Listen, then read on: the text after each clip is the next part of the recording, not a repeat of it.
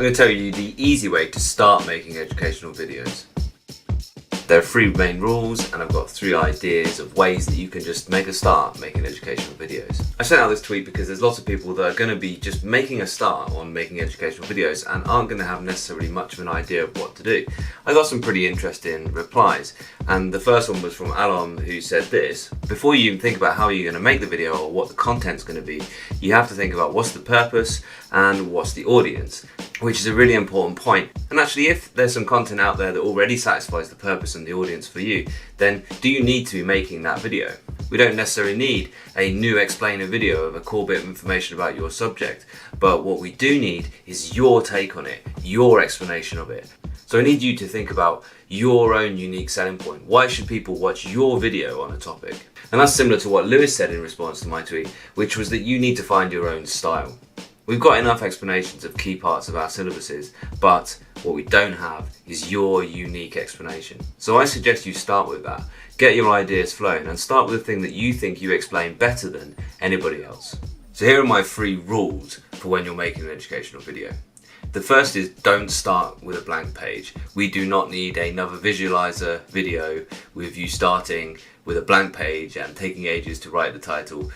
Start by actually having information on the page already and add to it. Go after the ums and ers. Actually stop and re-record bits if you've ummed and erred your way through it and it's not a really coherent or confident explanation of what you're trying to get across. You can correct a lot of that stuff through editing, but the more you get right as you're filming, the easier the editing is going to be later. And do some editing. Don't just upload the video as it is, warts and all. Use those existing PowerPoint skills, and I think you're going to like idea number 3, which is how you can make an educational video entirely within PowerPoint. Sound is one of the most important things, so talk as if you're talking to your classroom. They're listening attentively, let's say, but you still need to use your classroom oration voice when you're talking to a camera. And try to be aware of the speed that you're going, try to be aware of the pace that you're going. Don't speed up loads and definitely don't slow down so it's so boring, because remember, you do not have a captive audience. They will just click away. Make sure you know where whatever microphone is that you're using. If you're using your laptop, it's normally found up by the webcam. If you're using a phone, then it'll be on the base of it probably. Try out and see what works best with sound. It is really important to get it right. Usually the best idea is to have the microphone as close as possible to your mouth, so even using something like a set of headphones which has a microphone built in might be the best solution for you. So the 3 rules, let's just recap them. Don't start with a blank page, whatever you're doing. Record in chunks and go after the ums and ers, and do at least some editing afterwards. So the 3 ideas that I have of ways you can just get started straight away with minimal effort. The 3 ideas are to use a visualizer. I have a visualizer just here, just to talk over a screen, like maybe using your iPad screen, or to actually go ahead and use PowerPoint, which I think is a really excellent solution for teachers. And spoiler alert, I think the easiest solution for teachers is to use PowerPoint, which is coming at the end of the video, so make sure you stay tuned for that. This is how to use the visualizer. You can see I've got this really horrible shadow on here. So this is with just the ordinary light. So a really important idea in how to use a visualizer is to make sure you have lots of light. You can see I've got this really harsh light here, so the more light, the better. So it might look okay while you're doing it, but if you film with a visualizer with not enough light, it will look really poor when you actually export that video. The easiest way to make sure you do have enough light is to work by a large window so you have plenty of diffuse natural light. The visualizer is a camera like any other camera, and if there's not enough light, it has to apply gain, and then you get noise, and noisy images don't look as good. You want to kind of avoid those kind of harsh shadows on your visualizer. So use things like props or images that you can actually print out to make it a bit more visually appealing. One of the best examples of using this kind of top-down shot for educational videos, I think, is A-Level Physics Online. And Lewis uses Lego, for example, to represent different atomic particles. Like this would be a deuterium particle. And that's where my Lego gorilla comes from my logo. He even goes as far as to use a recognisable set of pens that students know when they're seeing this kind of look, they are seeing Lewis's videos, they're seeing Physics Online videos, and it gives it a really consistent look. But it is really important to avoid the blank page and avoid us spending ages watching you write stuff out. If you have one, then talking over a screen on something like an iPad or any tablet is a really good way to actually make an educational video. Try and find the pen that actually goes with whatever tablet is that you're using. There are loads of free screen recording apps that you can use. Just try out and see what works for yours. Probably the best one that you have to pay a little money for is Explain Everything. Primrose Kitten has used this extensively and has made a massive success, mostly, and certainly initially, of just using Explain Everything on her iPad to do explainer videos. Same rules apply. Don't start with a blank screen. Use those PowerPoint skills to make it visually appealing, to make it your own style, to make it your own video. Don't just explain over a blank screen as you talk at your normal pace as you think through whatever it is you're trying to explain. So I've recorded this entire section just within PowerPoint.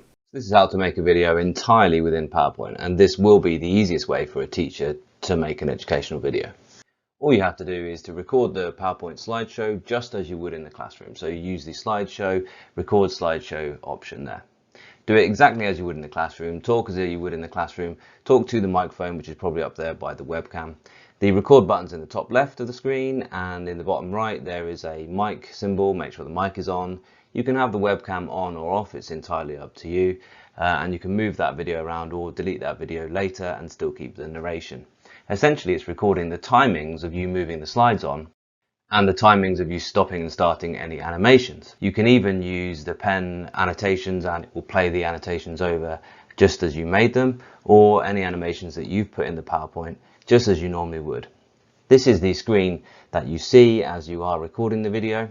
You can stop and you can re-record just that slide if you like, or you can start the whole thing again. The advantages of using this as a teacher are that you probably have a lot of PowerPoints that you already have and you use in your lessons that you could just record. You're probably quite used to editing PowerPoint, so you probably don't have to learn a whole lot of new skills to actually make a very good educational video on PowerPoint. And you'll be used to the way the menus and everything works. You can practice and record each slide as many times as you like.